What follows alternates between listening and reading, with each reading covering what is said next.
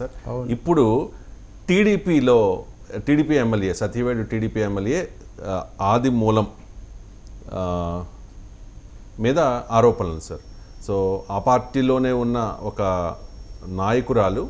నాయకురాలని లైంగికంగా వేధించి 3 సార్లు అత్యాచారం చేశారు అని చెప్పి ఆ పార్టీ అధినేత ముఖ్యమంత్రి చంద్రబాబు నాయుడు గారికి ఒక లేఖ కూడా రాశారు. ఆయన పార్టీ నుంచి సస్పెండ్ చేయండి అనేది ఈ వరలక్ష్మి అనే ఆవిడ డిమాండ్. సో టీడీపీలో కాస్టింగ్ కౌచ్ ఎలా చూడాలి సార్? అంటే చాలా దురదృష్టకరమైన పరిణామం ఇది.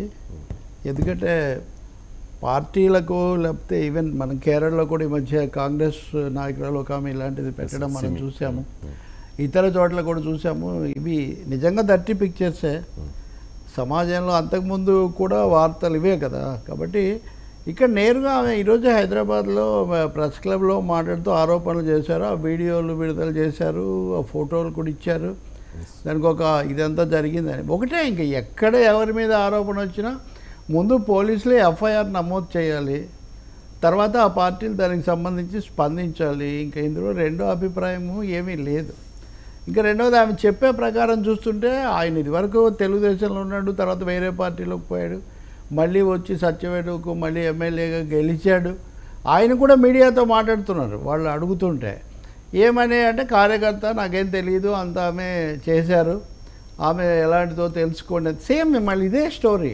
ఎక్కడ ఎవరి మీద ఎవరు ఆరోపణ చేసినా వాళ్ళు ఎలాంటి వాళ్ళు ఇలాంటి చర్చలు పెడుతున్నారు. అదంతా కాదు, ఆమె కొన్ని ఆధారాలు అవన్నీ పెడుతున్నప్పుడు. ఇంకోటి ఆమె చెప్తూ ఉన్నారు కదా, వరుసగా జరుగుతూ వచ్చాయి. రెండోది నేను మా భర్తకు కూడా చెప్పి పెన్ కెమెరా తీసుకుపోయి ఇవన్నీ కూడా చిత్రించానని చెప్తున్నారు. కాబట్టి మహిళా కమిషను, రెండవది పోలీసులు, పార్టీ ఈ విషయం మీద చంద్రబాబు నాయుడుకి, ముఖ్యమంత్రికి, మంత్రి లోకేష్ కూడా లేఖ రాశాను అంటున్నారు. ఎప్పుడు రాశారో మనకి ఇంకా తెలియదు. అంటే చాలా కాలం అయిందా అయి ఉంటే ఇప్పటికీ వాళ్ళు ఏమైనా చర్యలు తీసుకుంటున్నారో తెలీదు. ఈరోజు మీడియా అంతా ఇదే వార్త చాలా ఇదిగా వస్తుంది. ఇంత రకరకాల వరదలు లేకపోతే వివాదాలు, అరెస్టులు, వీటన్నిటి మధ్యలో ఈ వార్త బయటకు వచ్చింది. అది ఇంట్రెస్టింగ్ సార్. ఒక చిన్న విషయం, ఇక్కడ వైసీపీ నాయకులు ఏదైనా చేస్తే ఇమ్మీడియట్గా టీడీపీకి సపోర్ట్ చేస్తుంది అనే ఆరోపణలు ఉన్న పర్టికులర్గా ఒక సెక్షన్ ఆఫ్ మీడియా హైలైట్ చేస్తూ ఉంటుంది. కానీ ఇక్కడ టీడీపీ ఎమ్మెల్యే రాసలీలలో దొరికిపోతే ముందు ఆ సెక్షన్ ఆఫ్ మీడియానే దీన్ని హైలైట్ చేస్తుంది సార్. ఏంటి కారణం ఏమై ఉండొచ్చు సార్? అంటే ఒకటి రవిశంకర్, నేను ప్రధానంగా మహిళ ఫిర్యాదు, ఎమ్మెల్యే సిట్టింగ్ ఎమ్మెల్యే మీద ఆరోపణ, ఆ కోణంలో మనం దీన్ని చూడాలి. ఇక మీడియా విషయానికి వస్తే మీడియా కూడా నిజంగా మీరు అన్నట్టు తెలుగుదేశం అనుకూల మీడియా లేదా ఎప్పుడు వాళ్ళకి అనుకూలంగా ఉంటారనే వాళ్ళు కూడా దీన్ని చాలా ఎక్కువగా అలాంటి శీర్షికలే పెట్టి చేస్తున్నారు.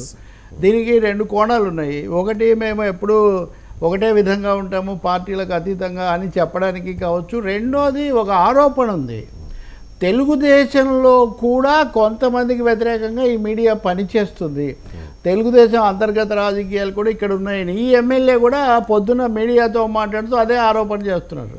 మా పార్టీ వాళ్ళే నా మీద కుట్ర చేశారు, అందుకనే ఇవన్నీ కూడా బయటికి తెచ్చారు, బయటికి వచ్చాయని. ఇలా ఒక 1/2 డజన్ మంది ఉన్నారు. కొద్ది రోజుల కిందట శ్రీకాళహస్తికి సంబంధించిన శాసనసభ్యుడి మీద అలాంటి మీడియాలోనే ఒకటి, అది వేరే సమస్య అనుకోండి, ఇలాంటిది కాదు అది.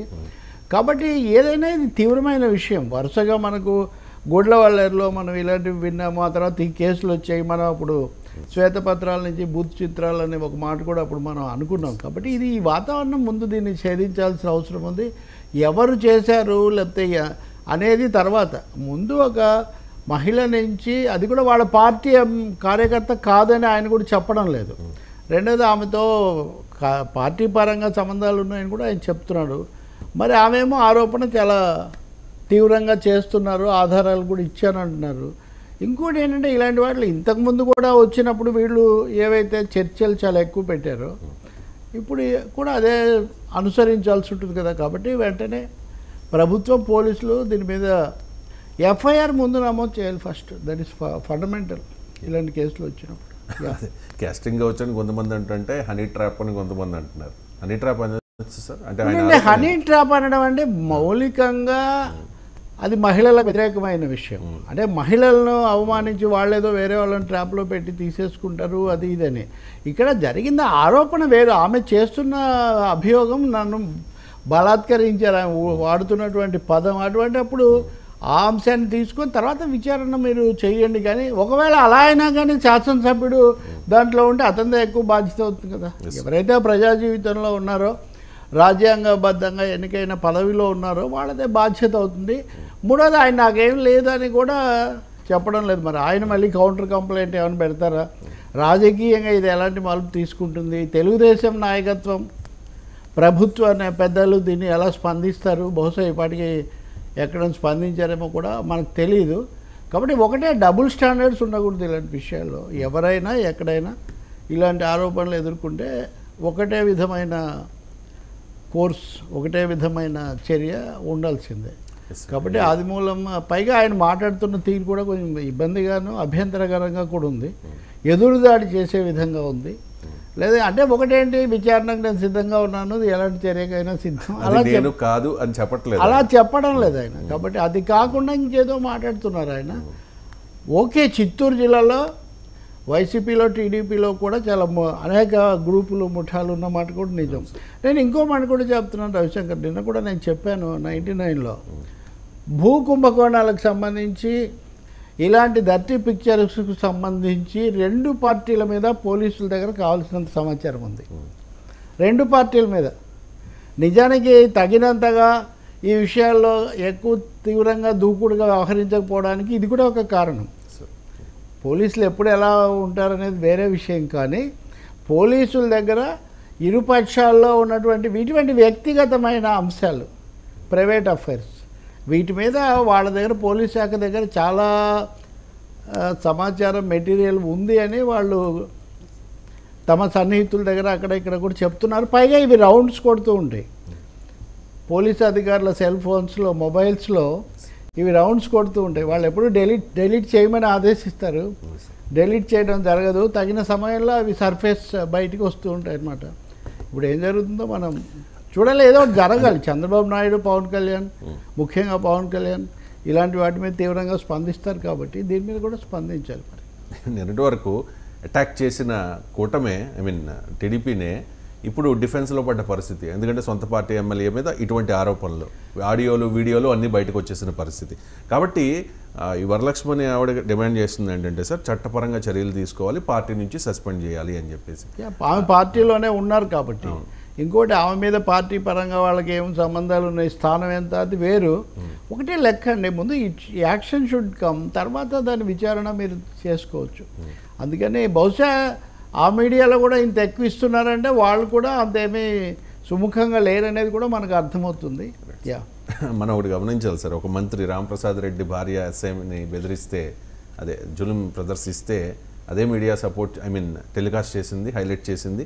గల్లా మాధవి గుంటూరు 2 ఎమ్మెల్యే విషయంలో కూడా అదే జరిగింది. ఆయన భర్త, ఆవిడ భర్త విషయంలో. అండ్ ప్రతిపాటి పుల్లారావు భార్య. అంతే కాదండి, ఇప్పుడు ఆయనే పెద్ద ఇందులో రహస్యం ఉంది. రాధాకృష్ణ నాకు మిత్రుడు, ఆంధ్రజ్యోతి అధినే, ఆయన రాశారు ఈ మొన్న ఆదివారం దాంట్లో. కొంతమంది ఇలా శృతి మించి వ్యవహరిస్తున్నారు, తెలుగు ఇంతకుముందు చేసినట్టే తాము కూడా చేస్తే చెల్లుబాటు అవుతుంది అనుకుంటున్నారు, ఇది మంచి పద్ధతి కాదు అని ఆయన రాశారు. బహుశా ఇప్పుడు దాని గురించి వాళ్ళు ఇస్తున్న ఇది కూడా ఆ విధంగానే ఉంది. మంచిదే, అది పార్టీలతో రాజకీయాలతో నిమిత్తం లేని సాంఘికమైనటువంటి దుర్మార్గాలు, అత్యాచారాలు వీటి విషయంలో ఒకటే విధంగా ఉండాలి. దేశంలో పరిస్థితి చాలా దుర్భరంగా ఉంది రవిశంకర్, మీరు చాలా దిగ్భ్రాంతి చెందుతారు. సందర్భం కాబట్టి చెప్తున్నాను నేను. ఉత్తరప్రదేశ్లో ఘాజీపూర్కు సంబంధించి ఈరోజు ఒక వార్త వచ్చింది. ఒక మహిళ భర్తకు ఆక్సిజన్ పెట్టుకొని దీంట్లో అంబులెన్స్లో తీసుకుపోతుంటే ఆ డ్రైవరు, మీరు వెనక్కుంటే కష్టం, ముందుంటే పోలీసులు అనుమతిస్తారు, మీరు ముందు వచ్చి కూర్చోని అంటే ఆమె ముందు కూర్చుంది. కూర్చున్న తర్వాత వాళ్ళు అసభ్యంగా ప్రవర్తించడం మొదలుపెట్టారు. సో ఆమె ఇంకా ఆత్మరక్షణలో ప్రతిఘటించింది. వాళ్ళు ఆమెను బెదిరించడమే కాకుండా అతనికి ఆక్సిజన్ కూడా తీసేశారు. ఆమెను వెహికల్లో నుంచి బయటికి ఉన్న చోట దింపేసి, బాడీతో సహా దింపేసి వాళ్ళు వెళ్ళిపోయారు. ఈ వార్త బయటకు వచ్చిన తర్వాత అధికారులు జోక్యం చేసుకుని ఆమె సహాయానికి వెళ్ళారు. ఆమె చాలా ఆసుపత్రులు తిరిగారు కానీ ఆ భర్త బతకలేదు. అంటే చచ్చిపోయాడు. ఆక్సిజన్ తీసేసి మరీ దింపేసి మరీ, అంటే ఎక్కడో ఈ పురుషాధిక్యత అనండి, లేకపోతే వికృతమైనటువంటి సంస్కృతి అనండి, ఇది ఎక్కడికో తీసిపోతుంది. ఒక ఆటవికత, ఉన్మాదంలాగా మారుతున్నటువంటి ఒక పరిస్థితి.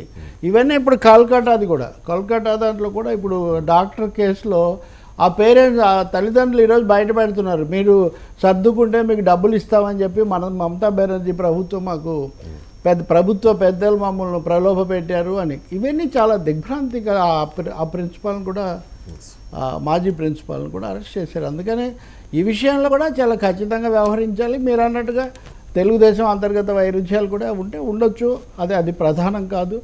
ప్రధానమైనది ఈ దిగ్భ్రాంతికరమైన ఈ వార్త.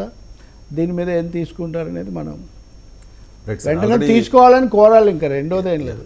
పోలీసులు కూడా ఆ రంగంలో ఇప్పుడు, ఎందుకంటే ఇప్పుడు ఇదివరకు జత్వా అనే విషయం వచ్చినప్పుడు ఎంత చర్చ మనం చూసాం కదా. మరి అదే విధమైన సొంత పార్టీ మీద, పాలక పార్టీ మీద వచ్చినప్పుడు మరింత కఠినంగా ఖచ్చితంగా ఉండాలి.